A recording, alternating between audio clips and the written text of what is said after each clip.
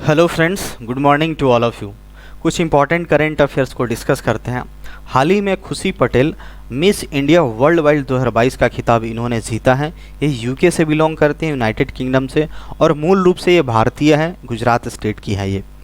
ये एक beauty contest होता है, सौंदर्य प्रतियोगिता बोल सकते हैं। ये भारत के बहुत लंबे समय से ऐसी प्रतियोगिताएं होती रहती हैं। और ये बताया जा रहा है कि खुशी पटेल क्या है, वहाँ यूके में ये बायोमेडिकल की स्टूडेंट है, बायोमेडिकल की वहाँ पे पढ़ाई करती हैं खुशी पटेल। और बात करें तो फर्स्ट रनर अप कौन रहा है, अमेरिका की हैं जिनका नाम क्या है, वैदेही डोंगरे, और श्रुतिका माने ये सेकंड रनर अप रही हैं। इस कॉन्टेस्ट में टोटल टॉप 12 क्या इसमें एक तरह से सिलेक्शन हुआ था, सेलेक्ट हुए थे, और फाइनली खुशी पटेल को ये मिस इंडिया वर्ल्ड वाइड 2022 का इन्होंने खिताब जीता है। यूके की है और मूल रूप से ये भारतीय है। नेक्स्ट है, शॉर्ट फॉर्म में मैंने इसको रखा है साओ ज़ेओ फेस्टिवल 2022। एक फेस्टिवल होता है, उसको किस स्टेट के द्वारा मनाया गया है, गोवा स्टेट के द्वारा सेलिब्रेट करा गया है।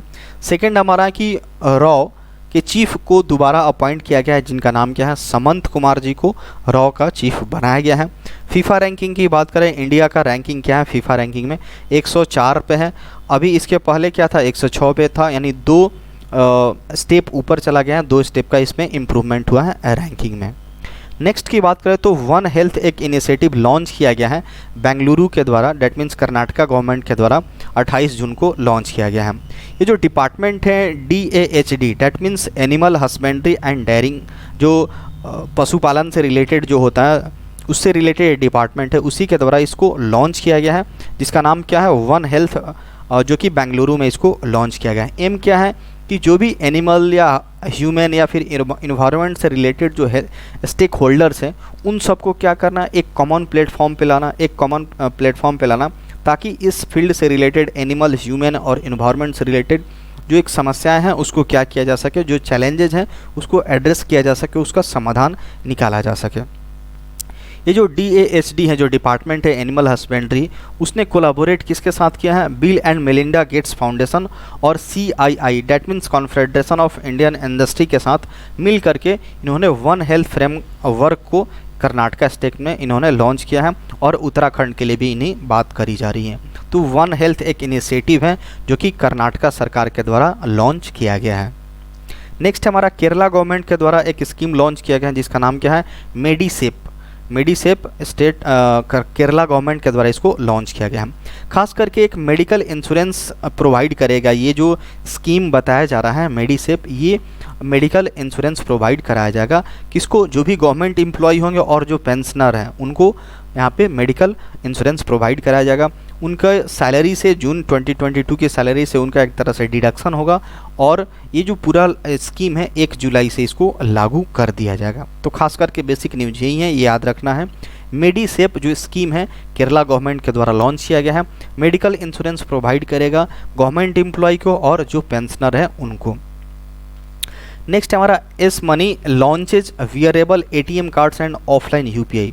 एक बोल सकते हैं कि एक फिनटेक कंपनी है एस मनी, इसने एक लॉन्च किया है वियरेबल ATM कार्ड। वियरेबल कहने का मतलब कि आप पहन सकते हैं, घड़ी की तरह, एक रिंग की तरह आप पहन सकते हैं ATM कार्ड्स को। तो एक कैशलेस होने में काफ़ी हेल्प मिलेगा कि आप कार्ड ले जाना ना पड़ेगा, कैश का झंझट नहीं रहेगा, तो आप आराम से पहन सकते हैं, कहीं भी जा सकते हैं, ईजिली कैरी कर सकते हैं, और पेमेंट्स, परचेजिंग जो सारी चीज़ें कर सकते हैं। और उसके साथ साथ ऑफलाइन UPI भी इन्होंने लॉन्च किया है, UPI 1 2 3 पे। इसमें क्या होगा, जैसे हम लोग फ़ोन पे, गूगल पे वगैरह जो कुछ भी करते हैं तो एक स्मार्टफोन, इंटरनेट की ज़रूरत होती है, बट यहाँ पे बिना स्मार्टफोन के जो कीपैड वाले फ़ोन होते हैं, फीचर फ़ोन जिसको बोलते हैं, उससे भी हम इसे ईजिली पे कर सकते हैं। तो खास करके UPI 1 2 3 पे RBI के द्वारा लॉन्च किया गया था, कब, मार्च 2022 में इसको लॉन्च किया गया था। तो ये एस मनी अपना एक वियरेबल ATM कार्ड लॉन्च किया है, और इसके साथ साथ UPI ऑफलाइन मोड में भी इन्होंने लॉन्च किया हुआ है। नेक्स्ट हमारा मुफिन, एक मुफिन फिनांस जो कि NBFC है, नॉन बैंकिंग फिनेंशियल कंपनी है। इसने क्या किया है, एक लाइसेंस इनको मिल गया है RBI की तरफ से, प्रीपेड पेमेंट इंस्ट्रूमेंट जिसको बोलते हैं, इनका मतलब इसका PPI का इसको लाइसेंस मिल गया है मुफिन फिनांस को। और इसका जो पीपीआई होता है इसमें और सब कैटेगराइज्ड किया गया जाता है, सेमी क्लोज्ड प्रीपेड पेमेंट्स बोलते हैं, तो इनको ये लाइसेंस मिल गया है। इससे क्या होगा, डिजिटल्स, बैंक, फिनटेक फर्म्स और लार्ज कंज्यूमर फेसिंग जो एप्लीकेशन है इसमें और भी बहुत सारी चीज़ों में इसमें एक तरह से डिजिटल पेमेंट सॉल्यूशन में इसको बढ़ावा मिलेगा। ये चौथी एनबीएफसी है जिसको ये लाइसेंस प्राप्त हुआ है आरबीआई से। और जो पहले जो 3 जिसको ये लाइसेंस मिल चुका है, पीपीआई का लाइसेंस मिल चुका है, बजाज फिनसर्व है, मन्नापुरम है और पॉल मर्चेंट से इनको आरबीआई के तरफ से पीपीआई का एक तरह से लाइसेंस इनको मिल चुका है। मुफिन फिनांस का एस्टेब्लिशमेंट कब हुआ था, 2016 में, और को फाउंडर इसके कौन है, रजत गोयल जी हैं। नेक्स्ट आ रहा है केम्पेगौड़ा जो इंटरनेशनल अवार्ड है, किसको किसको दिया गया, एसएम कृष्णा, नारायण मूर्ति जी और प्रकाश पादुकोण, इनको यहाँ पे ये 3 लोगों को ये केम्पेगौड़ा इंटरनेशनल अवार्ड दिया गया है। एस.एम. कृष्णा जो कि फॉर्मर कर्नाटका के सीएम रह चुके हैं, वहाँ के पूर्व कर्नाटक के मुख्यमंत्री रह चुके हैं। एन.आर. नारायण मूर्ति तो बहुत फेमस हैं, इन्फोसिस के फाउंडर रह चुके हैं। और प्रकाश पादुकोण जो कि फॉर्मर बैडमिंटन प्लेयर रह चुके हैं। प्रकाश पादुकोण ये हमारे जो एक्ट्रेस दीपिका पादुकोण जी के पिताजी हैं। ये इन तीनों लोगों को यहाँ पे केम्पेगौड़ा इंटरनेशनल अवार्ड दिया गया है। केम्पेगौड़ा क्या थे, केम्पेगौड़ा एक बेंगलुरु सिटी के आर्किटेक्ट है, वो बहुत ही बड़े वो आर्किटेक्टर थे। उन्हीं के एनिवर्सरी के तौर पे उनका 513वां बर्थ एनिवर्सरी था। इसी दिन इनको इस अवार्ड को, केम्पेगौड़ा इंटरनेशनल अवार्ड को प्रेजेंट किया गया। कैश मनी के तौर पे 5 लाख रुपए दिए जाते हैं, एक प्लेक के साथ इसको दिया जाता है। एक केम्पेगौड़ा जो अवार्ड है एक सिविलियन अवार्ड होता है जो कि बृहत बेंगलुरु महानगरा एक पालिक एक इन्हीं के द्वारा हर साल ये अवार्ड दिया जाता है, केम्पेगौड़ा अवार्ड दिया जाता है। केरला के बारे में कुछ स्टेटिक जाने तो यहाँ पे गवर्नर कौन है, आरिफ मोहम्मद खान है। केरला का कैपिटल तिरुवनंतपुरम आता है। और केरला के हाल में सीएम कौन है, चीफ मिनिस्टर पिनाराई विजयन जी हैं। नेक्स्ट हमारा है एक बुक रिलीज हुआ है या फिर एक तरह से ऑथर्ड किया गया है, the life and the times of George Fernandes. George Fernandes को लेकर के उनकी एक बायोग्राफी बोल सकते हैं। किसके द्वारा लिखा गया है, राहुल रामागुनंदम, हाँ, इनके द्वारा लिखा गया है। इस बुक का क्या नाम है, the life and times of George Fernandes. ये फॉर्मर यूनियन डिफेंस मिनिस्टर रह चुके हैं, उन्हीं की बायोग्राफी है। नाम याद रखना है, the life and times of George Fernandes. ये जुलाई में रिलीज होने जा रहा है। और इसको पब्लिश कौन करेगा, कौन सा publication, penguin random house India के द्वारा इसको पब्लिश किया गया, राहुल के द्वारा इनको लिखा गया है। इनका जन्म जून 3 1930 को मंगलुरु में हुआ था। ये डेमोक्रेसी को लेकर के काफ़ी अच्छा काम किए हुए हैं और ये रेलवे मिनिस्टर भी रह चुके थे 1989 में, जब वीपी सिंह की सरकार थी उस समय 1989 में ये रेलवे मिनिस्टर भी रह चुके हैं। नेक्स्ट की बात करें तो ये जो कॉमनवेल्थ एसोसिएशन मेंबर होता है इसमें 2 कंट्री और ऐड हुए हैं, एक टोगो हो गया, एक गबोन हो गया।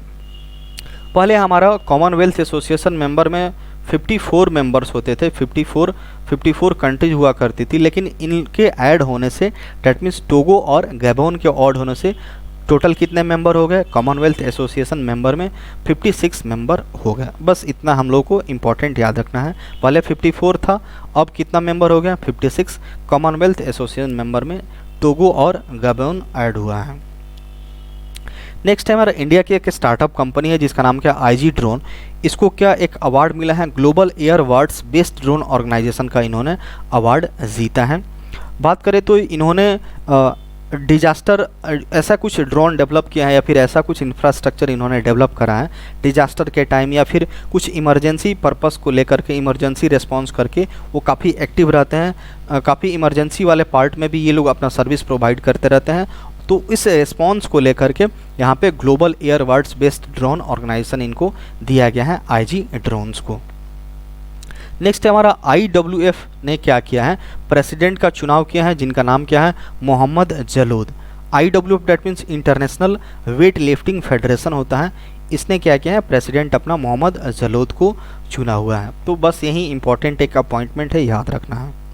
नेक्स्ट है हमारा दीपक पुनिया, इन्होंने ब्रॉन्ज मेडल जीता है। U23 एशियन रेसलिंग चैंपियंस अभी हो रहा है जो कि किर्गिस्तान में हो रहा है। यहाँ पे इन्होंने ब्रॉन्ज मेडल जीता है U23 एशियन रेसलिंग में, दीपक पुनिया जी। इन्होंने 86 केजी कैटेगरी में इन्होंने मकसद स्टाई बैडली को इन्होंने हराया है। 86 कैटेगरी में इन्होंने खेला हुआ है। तो बस नेम याद रखना है कि दीपक पुनिया ने अभी U23 जो एशियन रेसलिंग चैंपियनशिप जो कि किर्गिस्तान में हो रहा है उसमें इन्होंने ब्रॉन्ज मेडल जीता है। नेक्स्ट बात करें तो SP ग्रुप, ये काफ़ी जाने माने प्लॉन्जी मिस्त्री का हाल ही में देहांत हो गया है। 93 ईयर्स के थे। ये बहुत बड़ा इनकी कंपनी है, एक तरह से बोल सकते हैं रियल एस्टेट की, टेक्सटाइल की, बहुत बड़ी इनकी एक ग्रुप रह चुकी है। तो इसके एक चेयरमैन थे, इनका हाल ही में निधन हो गया है। प्लॉन्जी मिस्त्री इनका नाम होगा। ये इन्होंने क्या रैंक 1 to 5 हासिल किया था। 9th रिचेस्ट इंडियन पर्सन भी रह चुके थे 2021 के फोर्ब्स बिलियनियर्स लिस्ट में। ये इसके अकॉर्डिंग ये 9वें मतलब रिचेस्ट पर्सन रह चुके थे। ये जो कंपनी थी रियल एस्टेट में काम करती थी, textile, power, shipping, publication and other sectors में ये काम करती हैं अभी SP ग्रुप। तो इसी के चेयरमैन थे, इनका निधन हो चुका है। इनको पद्म भूषण से भी नवाजा जा चुका है। ये जो he was largest individual stakeholder, ये टाटा ग्रुप में इनका स्टेक होल्डर की बात करें, स्टेक कितना था 18.4% के ये स्टॉक रखते थे यहाँ पे। तो काफ़ी इंपॉर्टेंट नेम होगा। प्लॉन्जी मिस्त्री एक तरह से बोल सकते हैं SP ग्रुप के चेयरमैन थे, इनका निधन हो गया है। नेक्स्ट हमारा नवजीत ढिल्लन, इन्होंने क्या 2022 का कोसानो मेमोरियल में यहाँ पे इन्होंने गोल्ड मेडल इन्होंने जीता है। ये डिस्कस थ्रोअर है, गेम होता है, डिस्कस थ्रो गेम होता है, वोमेन है। इन्होंने ही गोल्ड मेडल जीता है जो कि कजाकिस्तान में ये गेम हो रहा है। इन्होंने अगर बात करें तो 56.24 मीटर इन्होंने अपना जो एक गोला फेंका जाता है उस मतलब इसको उतना दूर फेंक करके इन्होंने इस प्रतियोगिता में गोल्ड मेडल जीता है। यहाँ पे कुछ और सेकंड पोजीशन पे था जो 44.61 जीता, जिनका नाम करीना है। और थर्ड पोजीशन पे कौन आया 40.48 मीटर जीत करके उज्बेकिस्तान की यहाँ पे प्लेयर थी। नेक्स्ट बात करें तो फॉर्मर सेल चेयरमैन जिनका नाम क्या है V कृष्णमूर्ति, इनका भी निधन हो गया है 97 ईयर्स की एज में। ये steel authority of India limited के फॉर्मर चेयरमैन रह चुके थे, जो कि चेन्नई में इनका निधन हो गया है। ये चेयरमैन कब से कब तक रह गए सेल के 1985 से लेकर 1990 तक ये चेयरमैन रहे थे। ये भारत हैवी इलेक्ट्रॉनिक्स लिमिटेड के भी चेयरमैन रह चुके थे। मारुति उद्योग और गेल के भी ये चेयरमैन रह चुके थे। काफ़ी जानी मानी हस्ती थे ये। अवार्ड की बात करें तो पद्मश्री इनको मिल चुका था, पद्म भूषण और पद्म विभूषण तीनों मिल चुका था। भारत रत्न से जस्ट नीचे होता है। तो जितना सारा अवार्ड से इनको हाईएस्ट सिविलियन अवार्ड एक तरह से सेकेंड हाईएस्ट, थर्ड, फोर्थ मिल चुका है। तो डेट्स ऑल फॉर टुडे।